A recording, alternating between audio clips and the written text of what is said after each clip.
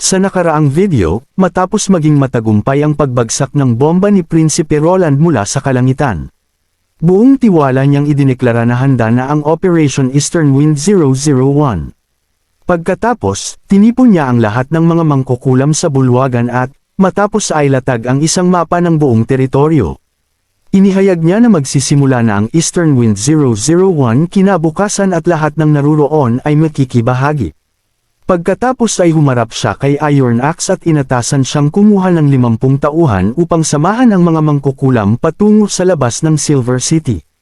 Ipinaliwanag niya na may isang mabundok na lugar doon, tago sa mata ng tao, na perpekto para magtayo ng kampo at ilunsad ang hot air balloon.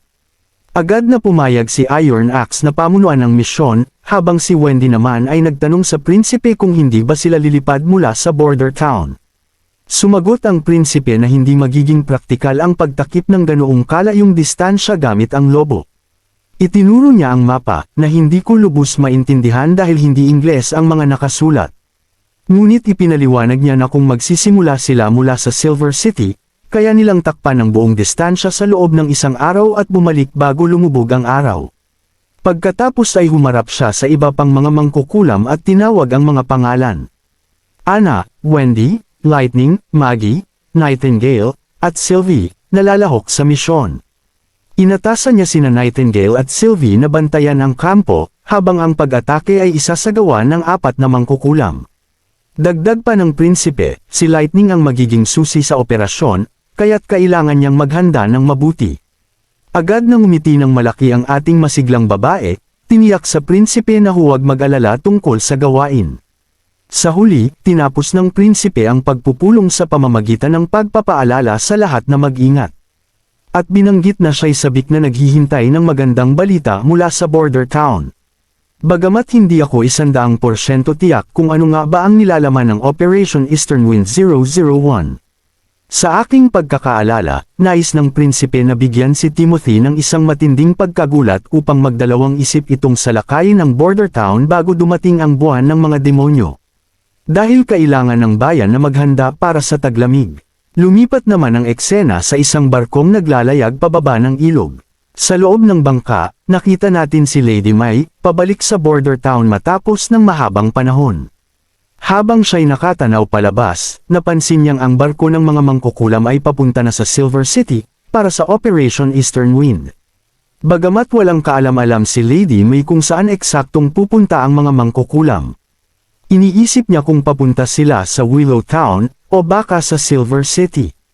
Habang iniisip niya ito, biglang napalibutan siya ng maraming batang babae, sabik na makipag-usap kay Miss May. Pagkatapos, humingi ng paumanhin si Miss Eileen kay Lady May, ipinaliwanag na hindi niya masagot lahat ng tanong ng mga bata, kaya't ipinadala niya sila kay May. Siyempre, bahagyang nene si May dahil sa dagsa ng mga batang babae, ngunit mahirap baliwalain ang kanilang kasiyahan. Agad nilang tinanong kung talagang gusto ni Prinsipe Roland na pumunta sa Silver City. At masayang isinulat ang dula para lang sa kanya. Sa kabila ng kanyang inis, ngumiti si May at masayang ipinaliwanag na hindi isinulat ni Prinsipe Roland ang dula para sa kanya. Ang totoo, si Sister Scroll, ang direktor ng edukasyon sa border town, ang sumulat nito para sa lahat ng mga mangkukulam. Isang batang babae ang nagtanong kung bakit napahamak si Bella sa pag-insulto sa dula kung hindi naman pala si Prinsipe Roland ang nagsulat nito. Ipinaliwanag ni May na bagamat hindi si Prinsipe Roland ang sumulat ng script, inaprubahan niya ito at inayos ang lahat para sa pagtatanghal. Kaya't nang insultuhan ni Bella ang dula, talagang iniinsulto niya si Prinsipe Roland. Ngunit nagsimula ng magtanong ang mga bata ng hindi komportableng mga tanong. Ibinulgar nila na narinig nila na may kulay abo na buhok ang prinsipe at napakagwapo nito. Ang ilan pa ay nagsabi na siya'y medyo babaero na mahilig palibutan ang sarili ng mga babae. Hindi natuwa si Miss Eileen sa takbo ng mga tanong, kaya't pinatigil niya sila. Ipinaalala niya sa kanila na malapit na sila sa border town, kaya't mas mabuting simulan na nilang ihanda ang kanilang mga bagahe. Matapos maghiwa-hiwalay ang mga bata, nagpasalamat si Miss Eileen kay May sa pagtulong sa kanya sa pagdala ng mga bata sa border town. Kahit hindi pa tapos ang kanilang mga aralin sa teatro, tinuwanan lang ito ni May, sinabing wala iyon sa kanya. Ngunit napansin ni Miss Eileen na ang mga batang ito'y parang mga sisiw pa lang. Bagamat hindi umaasa ang prinsipe ng mga biteranang aktres sa entablado, nag-aalala siya na baka masyadong bata pa ang mga ito para sa trabahong pag-arte. Panyanatag naman ni May ang kaibigan, sinabing hindi pa niya plano na pasimulan ng mga bata sa pag-arte agad-agad. Ipinaliwanag niya na bagamat malayo pa sila sa entablado, mahalaga na mabasa nila ang mga script, at isang mahalagang kasanayan iyon. At paborito ng prinsipe ang mga taong may kaalaman at tinatanggap niya ang mga marurunong magbasa. Ginagamit niya ang mga pagtatanghal na ito upang ipahayag ang kanyang mga pananaw at baguhin ang opinyon ng publiko. Hindi para lubos na magsaya sa panunood ng mga ito. Alam naman na natin ito mula pa noon. Ginagamit ng prinsipe ang mga dulang ito upang baguhin ang mga pananaw ng mga tao tungkol sa mga mangkukulam. At durugan ang iba pang mga stereotype sa primitibong lipunang ito. Napuno si Eileen ng paghanga at kumapit sa kanyang kaibigan. Dahil sa tingin niya'y kamangha-mangha ang kaalaman at pananaw ni May. Habang papalapit na ang barko sa pantalan, nakita nila ang isang pulutong na naghihintay sa kanila. At kasama roon ang asawa ni Eileen, si Ferlan. Pagdating ng barko sa pantalan, agad tumakbo si Eileen papunta sa asawa at niyakap ito ng mahigpit. Hindi rin nakaligtas sa mga batang babae na bumaba ng barko ang kagwapuhan ni Ferlan. Ngunit ang kasintahan ni Miss May, ang ating kabalyero na si Carter, ay hindi nakita. Binalingan ni Ferlan si May, at nagpasalamat sa pagtulong kay Eileen sa insidente kay Miss Bella. Na nagmumura sa lahat at iniinsulto ang prinsipe. Agad na iniwasan ni May ang pasasalamat. Biro naman ni Ferlan sa kanyang asawa na baka umiiyak ito kung hindi sumaklolo si May kay Bella. Kaya't natutuwa siyang walang mas masamang nangyari. Malinaw na magkasundo ang mag-asawa at ang pagkakita kay Ferlan at Eileen sa kanilang masayang estado ay nagdulot ng ngiti kay May. Ngunit sa kabila ng kanyang ngiti, may hindi maikakailang lungkot na natitira sa kanyang mukha. Pagkatapos, umuwi na si May, puno ng pag-iisip tungkol kay Carter. Nagtataka siya kung bakit wala ito. Lalo na't ipinangako sa kanyang liham ni Carter na bibigyan siya nito ng isang sorpresa pagbalik niya sa border town. Bahagyang nasaktan siya na hindi man lang siya sinalubong ni Carter lalo pa ang pagtulong sa kanyang mga bagahe. O kahit man lang paghahanda ng isang salo para sa kanya. Iniisip niya na marahil abala ito sa kanyang mga tungkulin bilang kabalyero ng prinsipe. Pagkatapos, para bang biglang nataon, sumulpat si kabalyerong Carter halatang pagod na pagod, at tinawag si May habang mabilis na lumapit. Narinig ni May ang kanyang tinig, bumaling siya na may halong pagkainis at pagkausisa. Sinabi ni Carter nang mabilis na narinig lang niya na dumating na ang barko mula sa Longsong Fortress at nagmamadali siyang lumabas mula sa kampo ng mga sundalo. Sinubukan din niyang magpaliwanag, tulad ng tipikal na asawa, na hindi niya namalayan na darating siya ng mas maaga.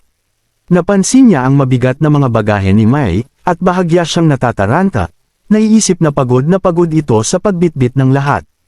Ngunit nang tiningnan niya si May, nagningning ang mukha nito sa isang tunay na ngiti. Malinaw na anumang pagod na naramdaman niya ay nawala nang makita niya si Carter. Inalok ni May si Carter ng inumin, ngunit sinabi nitong may mga tungkulin pa siyang kailangang tapusin. Pagkatapos, namula si Carter habang inilabas ang isang maliit na kahon, ipinapaliwanag na nandyan siya upang ibigay ang isang munting regalo. Natural na sumiklab ang kuryosidad ni May, iniisip kung bagong produkto ba ito na kalalabas lang sa merkado.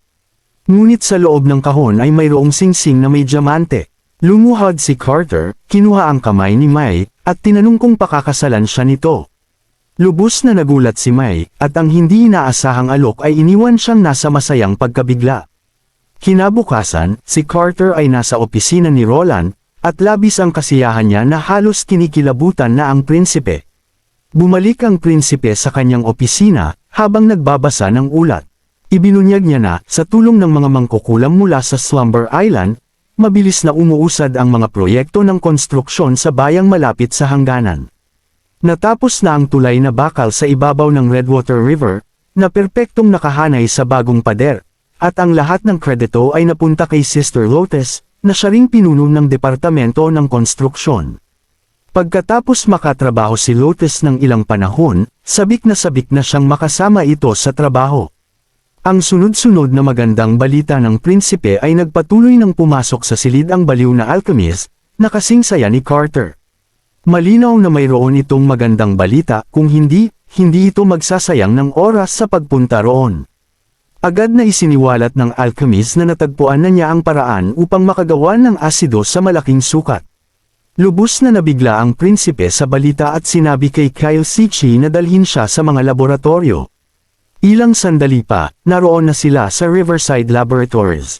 Yumuko si Charles, ang katulong ni Sichi, at nagpugay sa prinsipe. Hindi nagtagal at natukoy ni Roland na si Charles ang taong maraming beses nang nabanggit ni Mr. Kyle. Matapos ang ilang palitan ng mga pagbati, inilipat ng prinsipe ang kanyang atensyon sa malalaking lalagyan sa likuran, at agad na tinanong si Charles kung paano ginagamit ang mga ito sa paggawa ng asido. Ipinaliwanag ni Kyle Sichi na ito ay batay sa mga reaksyon sa kimika na natutunan nila sa Chemistry 101. Detalyado niyang ipinaliwanag kung paano, kapag nakuha na ang asido, ito ay sinusunog sa pugan. Ang usok na nalikha ay pinaiinit at iniimbak sa isang lalagyang tingga. Namangha ang prinsipe at muling tinanong kung lahat ng mga lalagyan ay gawa nga sa tingga. Tumango si Kyle Sichi at ipinaliwanag na ang tingga lamang ang kayang tumagal sa kaagnasan ng asido. Ipinaliwanag din niya na ang mga tubo sa itaas ay nagpapadaloy ng nitric acid sa sistema. Sa ilalim ng impluensya ng carbon dioxide, ang nitric acid ay nagiging nitrogen oxides. Ang mga oxide na ito ay nahahalo sa tubig at carbon dioxide upang lumikha ng isang acidic na likido na lumalabas sa ilalim na butas. Sinabi niya na ang reaksyon na ito ay mahusay dahil ang nitrogen oxides ay nagbibigay ng oxygen ng hindi nauubos, kaya hindi mo kailangan ng maraming nitric acid upang magpatuloy ang proseso. Tinanong ng prinsipe kung gaano karami ang kaya nilang magawa, at ipinaliwanag ni Charles na sa setup na ito. Kaya nilang gumawa ng isang linggong supply ng asido sa loob ng isang araw. Prototype pa lang ito, ngunit kung makakagawa sila ng mas malalaking bersyon, makakagawa sila ng mas marami pa. Lubos na nasiyahan si Roland sa impormasyong ito at sinabi na kapag bumalik na si Anna mula sa Silver City, magtutulungan sila upang gumawa ng mas malalaking unit. Sinabi rin niya na kung maubos ang tingga, maaari nilang gamitin ang metal sa halip, dahil kayang hawakan ng pintura ni Miss Soraya ang kaagnasan. Doon na nagkaroon ng lakas ng loob si Kyle Sichi upang gawin ang matagal na niyang hiling. Hiningi niya sa prinsipe na payagan siyang mag-aral ng Chemistry 201. Tutal, natupad na niya ang kanyang pangako, at puno na ng mga apprentices ang 5 mga laboratorio nila dahil sa kanilang tagumpay sa paggawa ng asido. Makalipas ang kaunting sandali, nakayuko ang prinsipe sa kanyang opisina, habang abala si Lady Scroll sa pagsasaayos ng mga aklat. Ang prinsipe ay malalim na nag-iisip, sinusubukang alalahanin ang kanyang kaalaman sa pisika at kimika, ngunit halatang hirap siya. Naririnig ni Lady Scroll ang kanyang mga bulong, at bagaman nais niyang tumulong, wala siyang magawa kundi isulat ang mga sinasabi ng prinsipe. Inamin niya na mas komplikado ito kaysa sa matematika at natural na agham na nakasanayan niya, kaya hindi nakapagtataka na nahihirapan ang prinsipe. Lumapit siya at sinabi sa prinsipe na magpahinga muna ito. Ngunit ipinahayag ng prinsipe ang kanyang pagkainggit sa kakayahan ni Lady Scroll na madaling matindaan ang mga bagay. Biniro niya ito na kung siya'y katulad nito, hindi sana siya nahirapan sa mga pagsusulit, at nakapasok siya sa pinakamagagandang paaralan at nakakuha ng pinakamagagandang trabaho. Hindi naintindihan ni Lady Scroll ang biro ng prinsipe, kaya inisip niyang naipasa nito ang mga pagsubok sa korte ng hari. Mabilis na sumang-ayon ang prinsipe upang hindi niya mailantad ang kanyang totoong pagkakakilanlan. Ipinaliwanag ni Lady Scroll na ang pag-alala ng lahat ng bagay ay hindi palaging ang pinakamahusay na paraan. Minsan, mas mabuting kalimutan ang iba, lalo na ang mga masamang alaala. Pinag-isipan ito ng prinsipe, at nalulungkot siya para sa kanya habang sumasang-ayon na siya ay ganap na tama. Hindi nagtagal bago niya napansin na medyo malungkot ang prinsipe dahil sa kanya, kaya't pinapalakas niya ang loob nito, sinasabing maayos naman siya, at lahat ng bagay ay tapos na sa nakaraan. Pagkatapos, iniisip niya sa sarili kung gaano kaiba si Roland Wimbledon kumpara sa ibang mga elite na nakilala niya. Sa kabila ng kanyang malawak na kaalaman, ang tanging mahalaga sa kanya ay maipasa ito sa iba. Hindi siya umaasta ng higit sa iba, kahit na siya ay nasa posisyon ng kapangyarihan. Samantala, nagpa siya ang prinsipe na tapusin na ang araw. Tinanong ni Lady Skrull kung plano niyang ipagpatuloy ito bukas. Masayang sinabi ng prinsipe na hindi, at iniutos na ibigay kay Kyle Sichi ang mga tala kasama ng isang libro sa pisika upang maglibang siya ng ilang oras. Maya-maya, nasa tabi na tayo ng isang lawa. Masayang kinain ng mga isda ang patay na balat ni Lady Leaf habang inilubog niya ang kanyang mga paa sa tubig. Sumali rin si Sister Skrull sa eksena at tinanong ang kaibigan kung maayos na ba ang kanyang mga paa. Tumugon si Lady Leaf na nasa mabuting kondisyon na ang kanyang mga daliri sa paa at hindi na siya kailangang mag-alala na manlalamig ang mga ito sa darating na taglamig. Tumitingin sa paligid si Lady Skrull at tinanong ang kaibigan kung siya ba ang nagtanim ng lahat ng mga halaman. Tumango ang berdeng dalaga, sinasabing mga ubasan, punong namumunga, at mga pananim ang mga iyon. Binanggit din niya na maraming mga pugad ng ibon sa paligid at doon nakatira ang messenger pigeon ni Honey. Ipinaliwanag din ni Lady Leaf na palaging sinasabi ng prinsipe na ang pag-unlad ay nasa pagkaunawa ng isang mangkukulam sa kanilang kapangyarihan. Nakikita niya ang mga selula ng halaman bilang kamangha-mangha at una niyang inisip na dapat silang gumana bilang isang unit. Ipinapakita niya kung paano ang isang bungkos ng mga dahon ay maaaring maging baging, at kung lahat sila ay magkaiba, hindi na sila baging. Ipinaliwanag niya na hindi sila maaaring magkaisa. Iniisip niya kung paano ang kanyang mga kapangyarihan ay konektado sa mismong ekosistema. Habang nakatingin sa kanyang masiglang hardin, kung saan naninirahan at umuunlad ang mga ibon, nararamdaman niya na natagpuan na niya ang kanyang landas pasulong.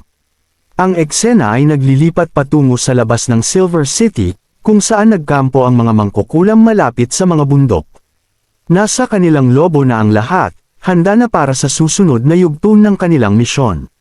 Habang bumababa, sinabi ni Anna kay Lightning na pumasok na sa loob ng lobo at magpahinga dahil wala namang mga demonyo sa paligid. Ngunit masiglang sinabi ni Lightning na kaya niyang lumipad ng matagal pa. Lumingon si Wendy at tinanong siya kung kinakabahan ba siya. Itinanggi ito ni Lightning at may kumpiyansang sinabi na handang-handa na siyang patnubayan ang bomba sa tamang direksyon, lalo na't marami na siyang pagsasanay, at napakalaki ng kastilyo ng Silver City kaya't imposibleng magkamali siya. Gayunpaman, pinaalalahanan siya ni Wendy na huwag maging pabaya. Sinabi niya kay Lightning na ang kaligtasan ang kanilang pangunahing prioridad, at tiniyak sa kanya na ang mga kamakailang isyu sa mga demonyo ay hindi niya kasalanan, kaya't hindi siya dapat mag-alala tungkol dito. Mabilis na itinanggi ni Lightning na mayroon siyang ganoong mga iniisip, ngunit napansin ni Wendy na malungkot siya mula nang makatagpo nila ang mga demonyo, kaya muling tiniyak ni Wendy kay Lightning na huwag siyang mag-alala sa anumang bagay, dahil hindi siya masama sa pakikipaglaban, bagkus ay kulang lang ng karanasan. Sumang-ayon din si Anna at sinabi na karamihan sa mga mangkukulam ay hindi lumalapit kay Nightingale pagdating sa karanasan sa pakikipaglaban.